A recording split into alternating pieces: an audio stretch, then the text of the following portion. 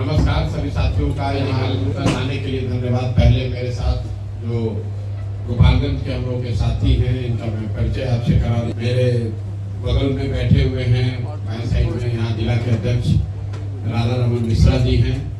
बगल में हमारे विकास सिंह जी का नाम इसलिए पूछ रहे हैं, विकास सिंह यहाँ के इंजीनियर नेता भी हैं और पश्चिम चंपारण हम लोग के प्रभारी भी हैं। हमारे दाहिने साइड में बैठे हुए हैं अब्बास साहब जो कि पश्चिम चंपारण के हैं और गोपालगंज के यहाँ के प्रभारी हैं। बगल में नियाज साहब हैं, आप लोग इनको जानते ही होंगे, बहुत लंबे समय तक यहाँ राजद के जिला अध्यक्ष रहे हैं और अब हम लोग के साथ हैं राज्य के स्तर पर बड़े पदाधिकारी हैं, उपाध्यक्ष पार्टी के। उनके बगल में ज्योति जयंती जी हैं जो कि यहाँ महिला की अध्यक्ष हैं। उससे बगल में एलोरा नंदी जी हैं जो कि यहाँ की एक शिक्षाविद हैं, स्कूल चलाती हैं और बहुत लंबे समय से हम लोग के साथ जुड़ी हुई हैं। हमारे साथ बाएं साइड में बैठे हुए हैं बीके चौबे जी, एक्स रिटायर्ड ऑफिसर हैं, IAS अफसर हैं और इकाईकोट क्षेत्र से आते हैं। उसके बगल में खड़े हैं साहब, ये मुख्य प्रवक्ता भी रहे हैं, जदयू के बड़े नेता थे, हमारे साथ बहुत दिन पैदल भी चले हैं। बगल में प्रमोद जी हैं और उनके बगल में फुलेश्वर कानू जी हैं।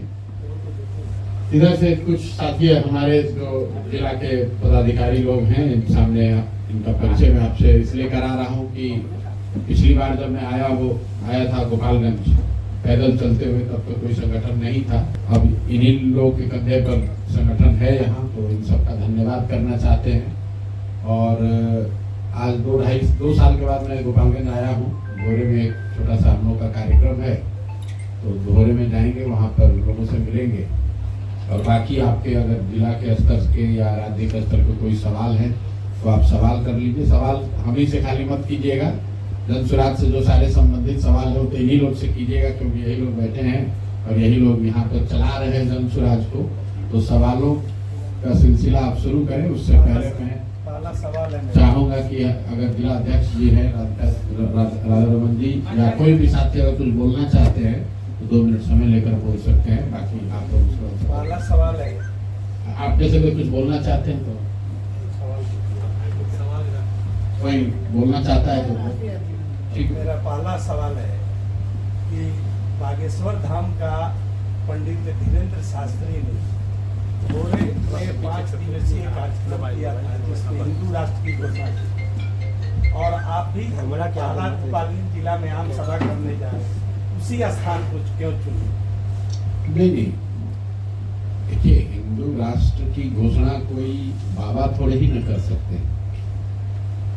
हिंदू राष्ट्र, हम लोग का जो राष्ट्र है वो तो जो इसके फाउंडिंग फादर्स हैं उन्होंने एक व्यवस्था बनाई है, उसके देश को चलाने के लिए एक संविधान बनाया है और हम लोग का सेकुलर देश है, वैसे ही रहेगा। हम यहाँ से खड़े होकर कुछ भी बोल दें, आप कुछ भी बोल दें, हर लोकतंत्र है, सबको अपना बोलने की सबको आज़ादी है।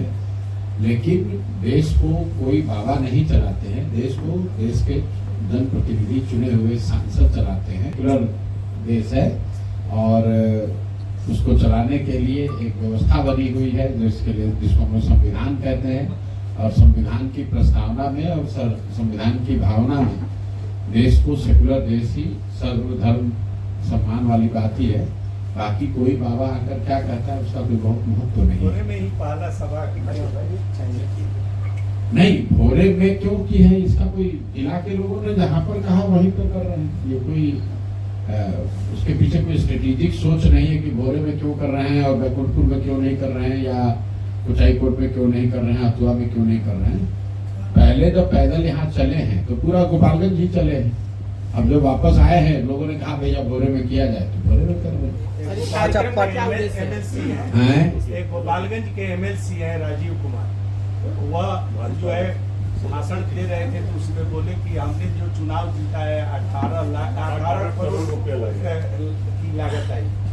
इस पर आप क्या बोलें? अब कुछ नहीं बोलेंगे, इतना ही बोलेंगे। उन्होंने व्यक्तिगत तौर पर क्या कहा उस पर तो कुछ नहीं बोलेंगे, लेकिन ये दिखाता है कि बिहार की राजनीति में पैसे का जो प्रभाव है वो किस कदर पिछले 5-10 सालों में बढ़ा है। बिहार में बाकी बहुत कमियां हैं, लेकिन ये एक चीज जो है ये थोड़ा हम लोग इससे बचे हुए थे। मेरा अपना मानना है कि दक्षिण के राज्य जो बहुत तरक्की कर रहे हैं बिहार के मुकाबले, वहां पर राजनीति में पैसे का बोलबाला बहुत ज्यादा है, बिहार, यूपी, मध्य प्रदेश, बंगाल के मुकाबले।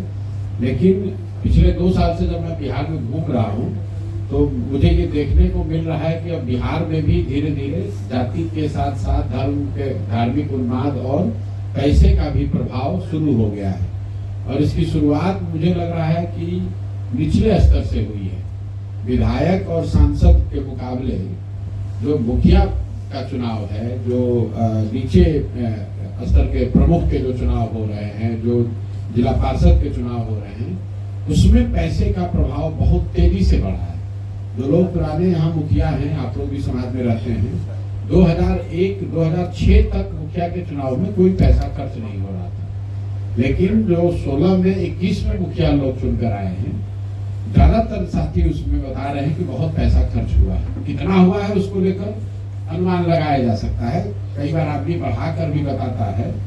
एक बात समझिए, जो चुनाव लड़ता है वो जितना खर्च होता है उससे ज्यादा बताता है। क्यों बताता है? इसलिए कि ताकि वो जो भ्रष्टाचार कर रहा है उसको जस्टिफाई कर सके कि भाई इतना रुपया खर्च हुआ है तो कुछ तो चोरी करेंगे।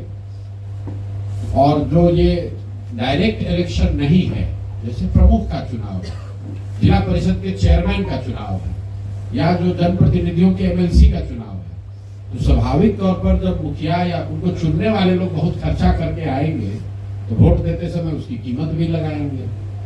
उसमें भी आप देख रहे हैं कि ये पिछले 10 साल की ये घटना है। 10 साल पहले यहाँ एमएलसी के चुनाव में करोड़ खर्च करना बहुत बड़ी बात है। और मैं तो 15 में बिहार में मैंने चुनाव कराया है। मुझे लगता है कि मतलब जो आधिकारिक लिमिट है उस पर तो कोई चुनाव नहीं लड़ता है, सच्चाई तो यही है। लेकिन इलेक्शन कमीशन को लोग बताते हैं कि भाई हम 35 लाख में लड़ रहे हैं, 40 लाख में लड़ रहे हैं, लेकिन औसतन उसका 2 या 3 गुना पैसा लोग खर्च करते होंगे। लेकिन 18 करोड़, 20 करोड़, 25 करोड़ रुपया खर्च करते हुए बहुत लोग हमको दिखे नहीं। दावा लोग कुछ भी कर लें, कोई इक्का दुक्का अपवाद हो सकता है। 15 में तो हमने पूरे बिहार का चुनाव देखा है, इतना पैसा खर्च कोई नहीं करता है। अच्छा सर, लेकिन एमएलसी वगैरह का जो चुनाव है, प्रमुख का चुनाव है, जिला पार्षद के चेयरमैन का चुनाव है, वो विशुद्ध तौर पर खरीद फरोख्त का चुनाव हो गया है। और इसीलिए आपको इस तरह की वक्तव्य सुनने को मिल रहे हैं। अच्छा, पटना में बालू कारोबारी की हत्या हो गई, दौड़ाकर गोली मारा गया। भागलपुर में नित्यानंद राय के भांजे की हत्या हो गई, बहन को भी गोली मारी गई। और पुलिस कह रही है कि हम काउंटर कर रहे हैं, इससे अपराध रुक जाएगा। अपराध तब रुकेगा जब सरकार का इकबाल हो। बिहार में सरकार का इकबाल खत्म हो गया है। आपने एक वो दौर हम लोगों ने देखा था जब लालू जी का राजद का अंतिम दौर चल रहा था, तो अपराधियों का इतना मनोबल बढ़ा हुआ था कि हर दिन ये घटनाएं आम हम लोग को सुनने देखने को मिलती थी। उसी तरीके से हम तो पिछले 2 वर्ष से आपको कह रहे हैं कि धीरे धीरे नीतीश कुमार जी के सरकार का इकबाल खत्म हो गया है। कोई डर नहीं रहा है, कोई व्यवस्था नहीं है। और उसको अगर गहराई से आप समझना चाहते हैं कि बिहार में अपराध क्यों बढ़ा, लॉ एंड ऑर्डर इतना खराब क्यों हुआ, अगर आप जाकर आंकड़ों में देखिएगा तो आपको सीधा इसका कोरिलेशन दिखेगा शराबबंदी से। मैं बात कहता हूं, लोग समझते नहीं है। शराबबंदी से 2017 से बिहार में लॉ एंड ऑर्डर की स्थिति पुनः बिगड़नी शुरू हुई है। चाहे सरकार नीतीश और भाजपा की हो या राजद के साथ उनका गठबंधन हो। भाई नीतीश कुमार तो वही है, प्रशासनिक तंत्र वही है, व्यवस्था वही है, फिर 17 के बाद क्यों बिगड़ा है? इसकी वजह यह है कि लॉ एंड ऑर्डर को इम्प्लीमेंट करने के लिए जो व्यवस्था बनी हुई है, जो लोग, जो प्रशासन है, उसका एक बहुत बड़ा तंत्र, एक बहुत बड़ा हिस्सा सिर्फ और सिर्फ शराबबंदी को लागू करने, उसको बचाने, छिपाने, कमाने के में लगा हुआ। अगर थाने में 15 व्यक्ति हैं और 10 आदमी सिर्फ शराब के धंधे में लगे हुए हैं या शराब के काम में लगे हुए हैं, तो स्वाभाविक तौर पर जो रूटीन लॉ एंड ऑर्डर है वो अफेक्टेड होगा। इसीलिए आप देख रहे हैं कि 17 के बाद से धीरे धीरे बिहार में स्थिति बिगड़ती चली जा रही है। तो दोनों बात, एक तो जो पॉलिटिकल लीडरशिप है उसका इकबाल का खत्म हो जाना, तो जो अफसर है वो अपने हिसाब से चला रहा है, तो उसको क्या चिंता है? अगर कुछ गलत हो भी गया तो उसको तो चुनाव फेस नहीं करना है। और दूसरा, जो प्रशासन में लगे हुए लोग हैं, खासकर लॉ एंड ऑर्डर में, उसका एक बड़ा हिस्सा शराबबंदी की वजह से उसमें व्यस्त है। और ये बात सिर्फ मैं नहीं कह रहा हूँ, इस देश के चीफ जस्टिस ने ये बात कही कि बिना सोचे समझे अगर आप कानून शराबबंदी जैसे बना देंगे तो उससे पूरी व्यवस्था जो है प्रोसिक्यूशन की, कोर्ट की, वो पूरा तबाह हो जाती है। वो क्योंकि आपने कोर्ट तो बढ़ाए नहीं, थाने बढ़ाए नहीं, नए पदाधिकारी भेजे नहीं, और उसी आदमी को शराबबंदी भी लागू करना है। और बिहार में तो सिर्फ दो ही बात जो आप कह रहे हैं, शराबबंदी बालू वाली बात, तो 3 ही उद्योग यहाँ पिछले 3-4 साल में फैला फूला है।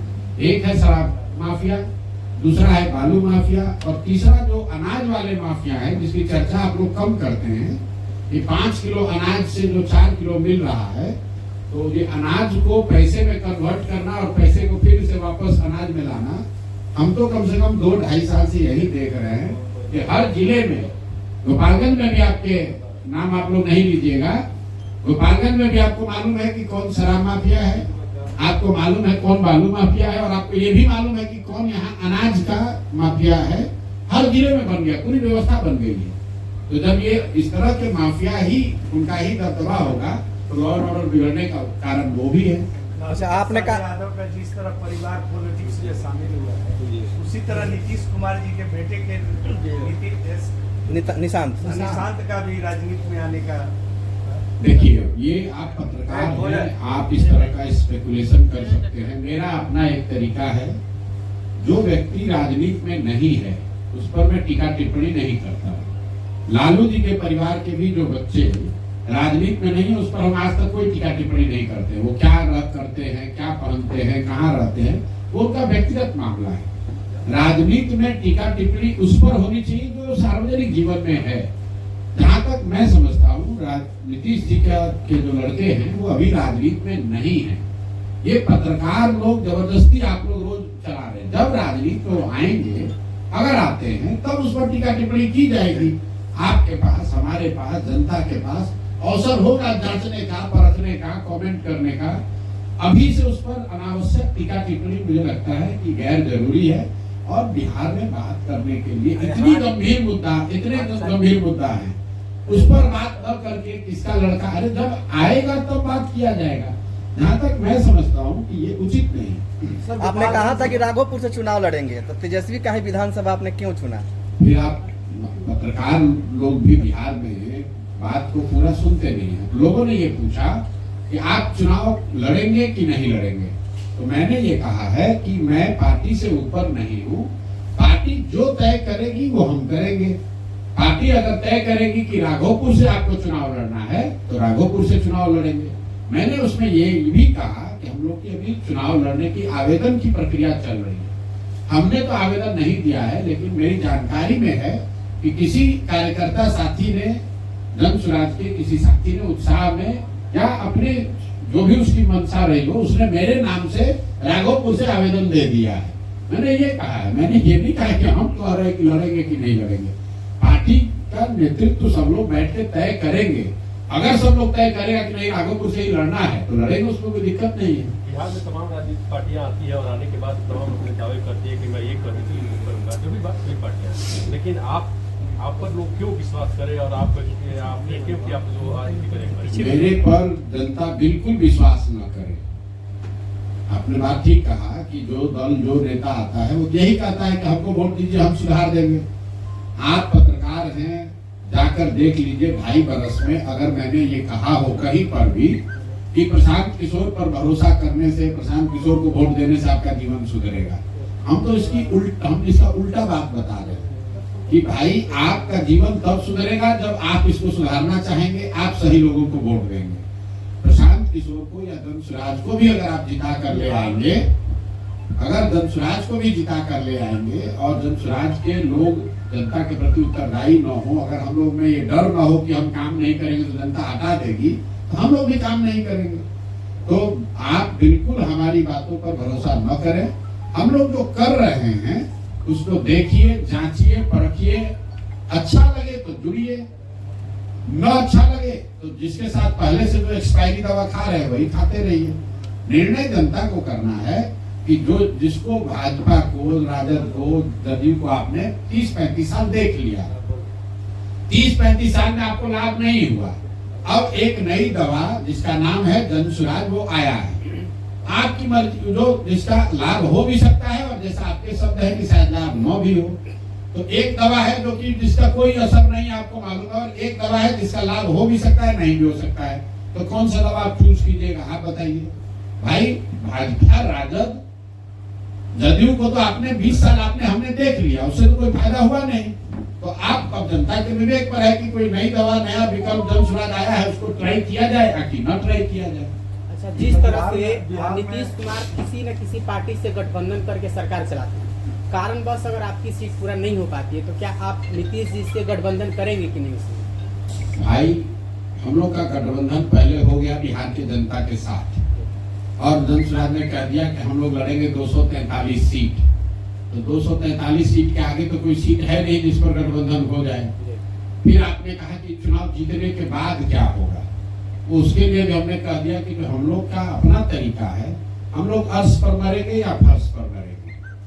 हमको ये मानने में कोई दिक्कत नहीं है कि संभव है कि जन सुराज को 5 सीट भी ना मिले। सारे प्रयासों के बावजूद अगर बिहार की जनता को लगता है कि नहीं भाई, कोई हमको नया विकल्प नहीं चाहिए, हम पुराने वैसे ही घिसी पिटी व्यवस्था में रहना चाहते हैं, तो जो व्यवस्था है उसको वोट दे देगी। हम लोग को उतना सीट ही नहीं मिलेगा कि हम लोग किसी गठबंधन करें। लेकिन अगर जनता को बात समझ में आ गई कि 30-35 साल से विकल्प के अभाव में जो गलत लोगों को भाजपा के डर से लालू जी को, और लालू जी के डर से भाजपा को जो हम लोग वोट देते रहे हैं, अब ये मौका आ गया, अब विकल्प आ गया, नए लोगों का चेहरा सामने दिख रहा है, एक सुचिता वाली राजनीति की शुरुआत हो रही है, एक नए तरीके की राजनीति की शुरुआत हो रही है जिसमें शिक्षा और पलायन की बात हो रही है। अगर जनता को ये समझ में आ गया तो जन सुराज को इतना सीट जरूर मिलेगा कि हम लोग को गठबंधन करने की जरूरत नहीं पड़ेगी। वर्स्ट मान लीजिए कि नहीं हुआ तो भी मान लीजिए, आप ही की बात मान लें कि कुछ सीट आ गया, तो 2025 में भी गठबंधन नहीं, 2029 में भी गठबंधन नहीं। अकेले आए हैं, अकेले ही बिहार को सुधारने का जज्बा लेकर आए हैं। चाहे 5 वर्ष लगे, 10 वर्ष लगे, इसकी ईमानदारी और इसकी शुद्धता में न आज कोई आँच आई है, न आगे जब तक मैं हूं तब तक इसकी ईमानदारी और शुचिता में कोई फर्क नहीं आएगा। करने में चाहे इसको 20 वर्ष लग जाए, 10 वर्ष लग जाए, उसमें कोई कॉम्प्रोमाइज का सवाल नहीं है। बिहार सरकार की नाकामियों को आप क्रिटिसाइज करते हैं, लेकिन आपके पार्टी के इस विधानसभा में कैंडिडेट का कैसे सिलेक्शन होगा? कैंडिडेट का कैसे सिलेक्शन होगा? देखिए, ये तो पहले बिहार में कोई दल है जो कि कैंडिडेट का आवेदन ले रहा है। पहला दल जन सुराज है जो चुनाव से साल भर पहले लोगों का आवेदन हम लोग ले रहे हैं और लोगों को कह रहे हैं कि आप संभावित प्रत्याशी के तौर पर पर्चा, बैनर, पोस्टर लगाकर अपने क्षेत्र में प्रचार कीजिए। और पहला ऐसा दल है जो कह रहा है कि हम जून जुलाई में आपको बता देंगे कि आपका उम्मीदवार कौन होगा। तो जो लोग चुनाव लड़ना चाहते हैं, इसी समाज से निकले हैं, वो अपना दावा रख रहे हैं, जनता के बीच में भी रख रहे हैं, जन सुराज के लोगों के बीच में भी रख रहे हैं। जिसके नाम पर सबकी सहमति बनेगी वो उम्मीदवार बन जाएगा। यहाँ पैसे का कोई खेल नहीं है, टेबल के नीचे कोई पैसा देकर टिकट खरीद नहीं सकता है, जाति के आधार पर टिकट बट नहीं सकता है। जिसको भी क्षेत्र की जनता, हमने पहले कहा है, जन सुराज का स्लोगन है सही लोग, मजबूत लोग नहीं, बालू माफिया नहीं, शराब माफिया नहीं। हमको मजबूत आदमी नहीं चाहिए, हमको सही आदमी चाहिए। जिसको क्षेत्र की जनता सही समझे उसको हम लोग उम्मीदवार बनाएंगे। उसके बाद आप वोट नहीं दीजिएगा तो आप भुगतिएगा और आप फिर रोइएगा कि आपने नहीं दिया। भाई, बिहार के लोग, हमारी जो समझ है, 2 बरस से तो यही कह रहे हैं कि भैया हम लोग के पास विकल्प नहीं था, आप बढ़िया आदमी आ गए हैं, आप अच्छे लोगों को टिकट दीजिए, आप विकल्प दीजिए, हम लोग आपके साथ खड़े हैं। कम से कम जनता ने कहा हमसे यही है, तो हमसे जनता ने कहा है तो हमको एक बार तो जनता को मौका, सही आदमी को टिकट देकर देना है। अगर जनता नहीं देगी वोट तो फिर उनसे जाकर पूछेंगे, भाई तुम तो कहे थे कि सही आदमी को वोट दोगे, और नहीं दोगे तो फिर जो दुर्गति में जी रहे हो उसी में आगे जीना पड़ेगा। आपने बिहार के हर जिला का इस विधानसभा में आप चुनाव लड़ने जा रहे हैं, तो आप इस विधानसभा का आपका ये जीत का की फैक्टर क्या रहेगा, जीतने का की फैक्टर क्या रहेगा? जीतने का की फैक्टर जो है बिहार में वो ये है कि यहाँ 2/3 से ज्यादा जनता, चाहे वो राजद समर्थक हो, भाजपा समर्थक हो, जदयू समर्थक हो, कांग्रेसी हो, कहीं न कहीं उन लोगों ने ये मान लिया है कि हमें बदलाव चाहिए। बिहार में आप लोग भी पत्रकार हैं, बदलाव होना चाहिए, कुछ नया होना चाहिए, इसको लेकर तो हर जगह सहमति है। अब वो जन सुराज होना चाहिए कि नहीं होना चाहिए, इस पर बहस हो सकती है। लेकिन बिहार में 35 साल से लालू नीतीश भाजपा की जो सरकार चल रही है, इससे अलग कुछ होना चाहिए, जहां शिक्षा और पलायन की बात होनी चाहिए, बिहार में भी तरक्की होनी चाहिए, भ्रष्टाचार रुकना चाहिए। इसको लेकर तो पूरे बिहार में एक तरह से एक मत है लोग। तो की फैक्टर यही है कि लोगों की राजनीतिक बंधुआ मजदूरी, विकल्प के अभाव में गलत लोगों को वोट देने की जो परिपाटी बन गई है, मजबूरी बन गई है, उससे निकलने का जन सुराज रास्ता दे रहा है। और मेरा विश्वास है कि जनता को ये बात समझ में आएगी। आप उम्मीदवारों की घोषणा होने दीजिए, आपको एक तरफा जन सुराज के लोग ही हर जगह दिखेंगे। आपने पूरे बिहार में बिल्कुल 1 घंटा के अंदर कर देंगे, इसमें कोई इफ बट किंतु परंतु नहीं है, कोई वोट का इसमें राजनीति नहीं है, शराबबंदी का जारी रखने का कोई आधार नहीं है। पहली बात की शराबबंदी बिहार में लागू है ही नहीं। आप जितने पत्रकार बंधु हैं, आप बताइए कि शराबबंदी आपके जिले में लागू है? घर घर में शराब बिक रहा है, तो किस शराबबंदी की बात कर रहे हैं? आप उस शराबबंदी का सवाल पूछ रहे हैं कि क्या शराब का होम डिलीवरी आप रुकवा दीजिएगा? तो हम आपको कह रहे हैं हाँ, शराब की होम डिलीवरी रुकवा देंगे, उसके जगह कुछ रेगुलेटेड दुकान खुल जाए, दुकान से शराब बिके, जिसको लेना है वो ले, पैसा दे, टैक्स भरे। क्योंकि ये जो दुकान बंद, शराबबंदी के नाम पर दुकान बंद हो गई और होम डिलीवरी चालू हो गया, इससे घर घर शराब बिक रही है, बच्चों का जीवन खराब हो रहा है। और बिहार सरकार का गरीब जनता का 15 से 20 हजार करोड़ रुपए का सालाना नुकसान हो रहा है। ये पैसा जा कहाँ रहा है? ये पैसा जा रहा है यहाँ के भ्रष्ट नेताओं के पास, ये जा रहा है यहाँ के भ्रष्ट शराब माफिया के पास। तो आप बताइए कि 15-20 हजार करोड़ रुपया जो बिहार की जनता का है, वो पैसा शराब के माफिया के पास जाए, ये कौन सा नियम होना चाहिए? और जिन महिलाओं के नाम पर इसको लागू किया गया है, सबसे ज्यादा प्रताड़ित तो महिलाएं हैं। 1.25 लाख से ज्यादा लोग, आप अपना आंकड़ा जाकर देख लीजिए, 1.25 लाख से ज्यादा लोग आज भी शराबबंदी कानून के तहत जेल में हैं। और जो जेल में है वो ज्यादातर लोग गरीब, अति पिछड़ा, दलित, मुस्लिम परिवार के लोग हैं, जिनके पास केस लड़ने का, बेल बॉन्ड भरने का पैसा नहीं है। तो किसकी मदद के लिए कानून बनाया गया? आपने जिस तरह पूरे बिहार के हर जिले में दौरा किया, उसी तरह से कांग्रेस भी कन्हैया कुमार के नेतृत्व में जन यात्रा शुरू की है। क्या वह जमीन अपना तलाश कर रही है? नया प्रदेश अध्यक्ष भी लाया गया है। बहुत अच्छी बात है, कांग्रेस बड़ा दल है, उनको प्रयास करना ही चाहिए। आश्चर्य की बात यह है कि 40 वर्ष उनको लग गया ये जानने समझने में।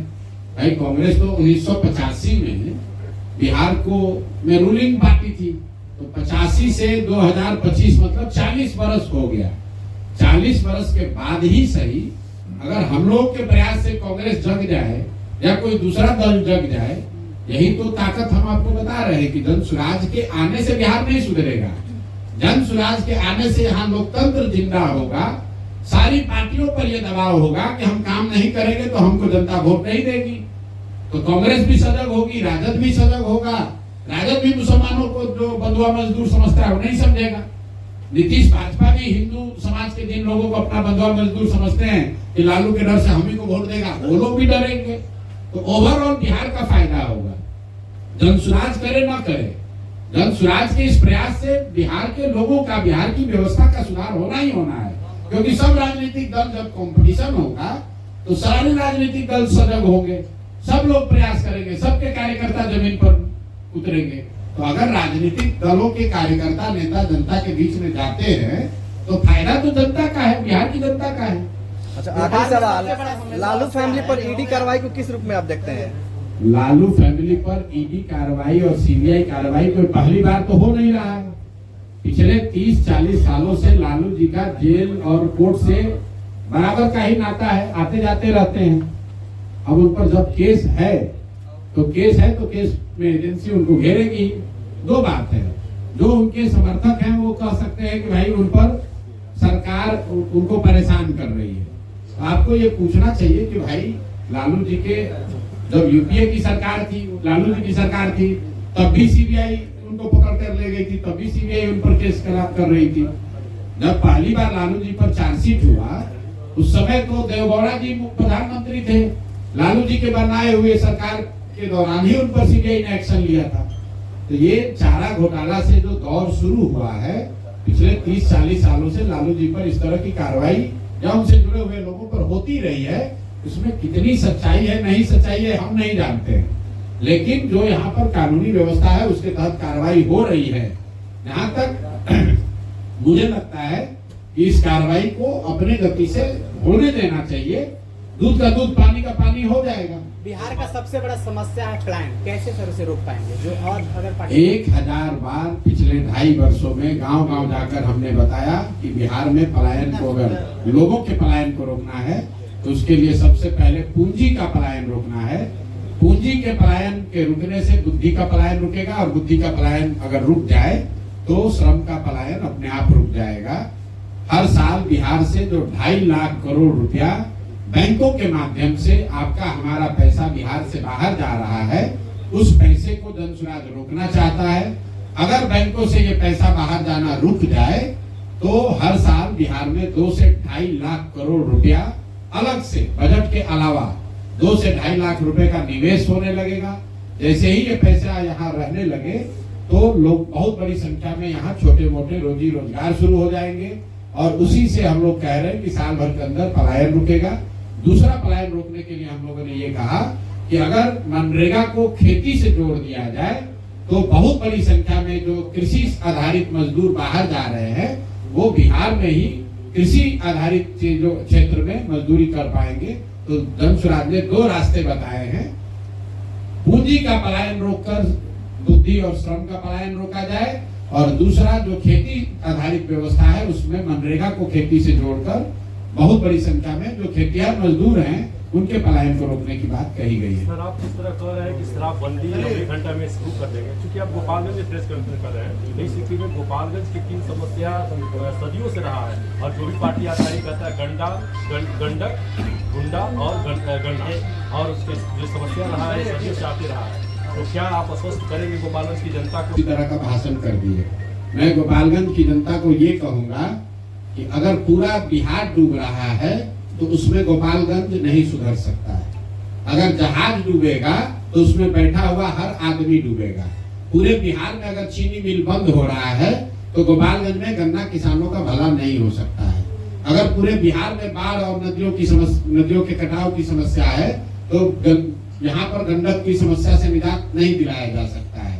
अगर पूरे बिहार में गुंडागर्दी और लॉ एंड ऑर्डर खराब है तो गोपालगंज को आप स्विट्जरलैंड नहीं बना सकते हैं। तो जनसुराज की ये सोच नहीं है कि हम आए गोपालगंज में तो कह दिए भैया हम यहाँ गन्ना का ठीक कर देंगे। जो बात हम लोग बता रहे हैं कि जब तक बिहार की स्थिति नहीं सुधरेगी तब तक गोपालगंज की भी स्थिति नहीं सुधरेगी, सिवान की भी नहीं सुधरेगी, चंपारण की भी नहीं सुधरेगी। ऐसा तो है नहीं कि सिवान बहुत अच्छा चल रहा है और गोपालगंज खराब है। ऐसा तो है नहीं कि चंपारण में चीनी मिल बढ़िया चल रहा है और गन्ना किसान गोपालगंज में परेशान है। लेकिन इसके साथ साथ जब हम लोगों ने पदयात्रा की है तो ये भी कहा कि एक बिहार को सुधारने का मैप है, साथ साथ गोपालगंज नहीं, गोपालगंज के 200 से ज्यादा अलग अलग प्रखंडों का योजना बनाकर जारी करने की बात कही है।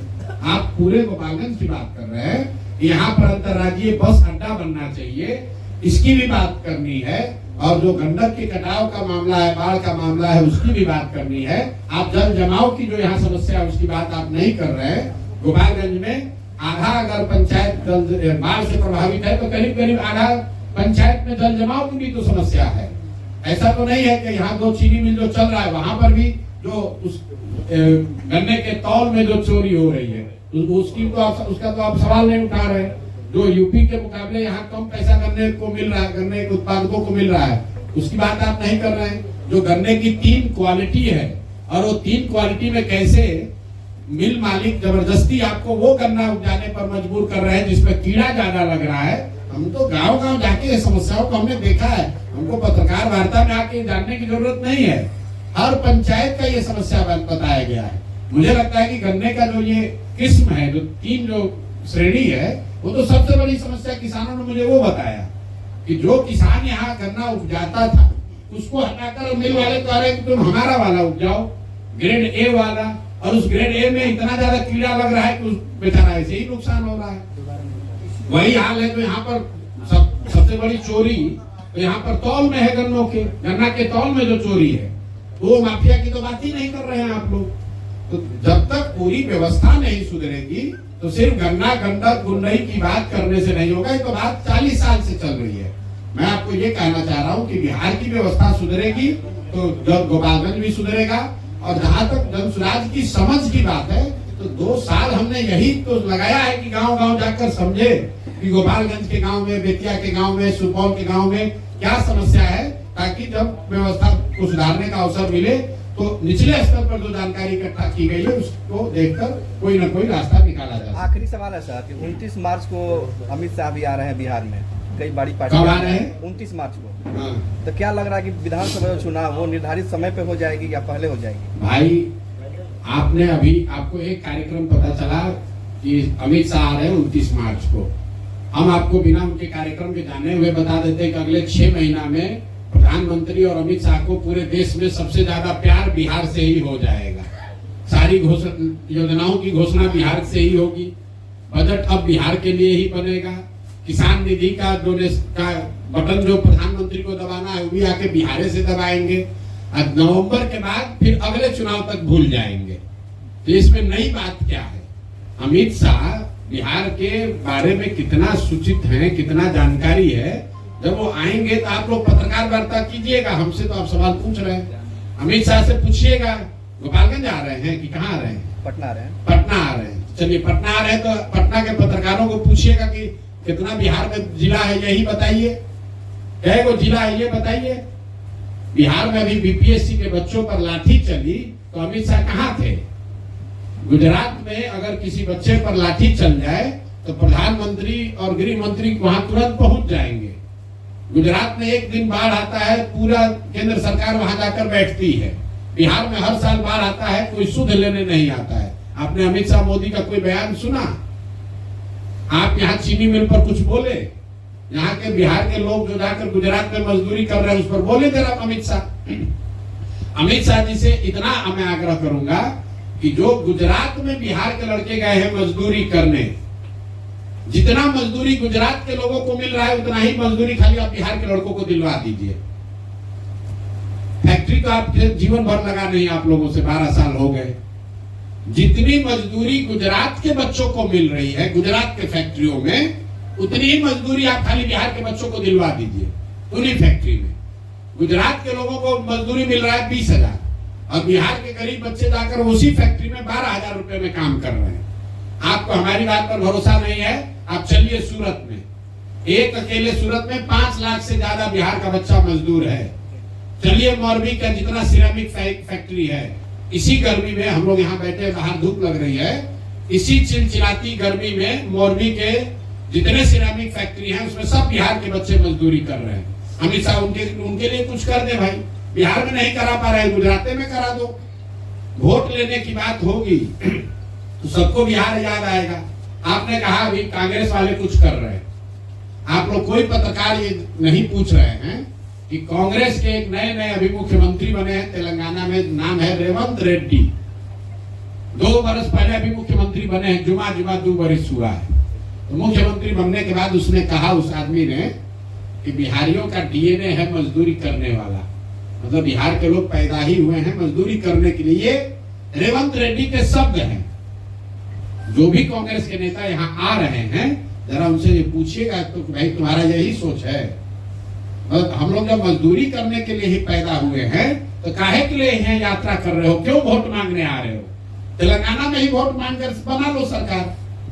वोट हम लोग से मांगोगे और हम लोग से कह रहे हो कि बिहारी मजदूरी करने के लिए पैदा हुआ है। और आप जरा पूछे तो कोई कन्हैया कुमार, कोई राहुल गांधी, किसी ने अगर रेवंत रेड्डी के खिलाफ एक शब्द कहा हो तो दोनों बात कैसे होगा भाई? आपका मुख्यमंत्री हैदराबाद में बैठकर बिहारियों को गाली दे रहा है, कार्यकर्ता नहीं, वहां का मुख्यमंत्री है, बिहारियों को कह रहा है कि पैदा ही हुआ है मजदूरी करने के लिए, और उसी दल का नेता आकर बिहार में वोट मांग रहा है और आप लोग सवाल भी नहीं करते। ठीक है भैया, बहुत बहुत धन्यवाद।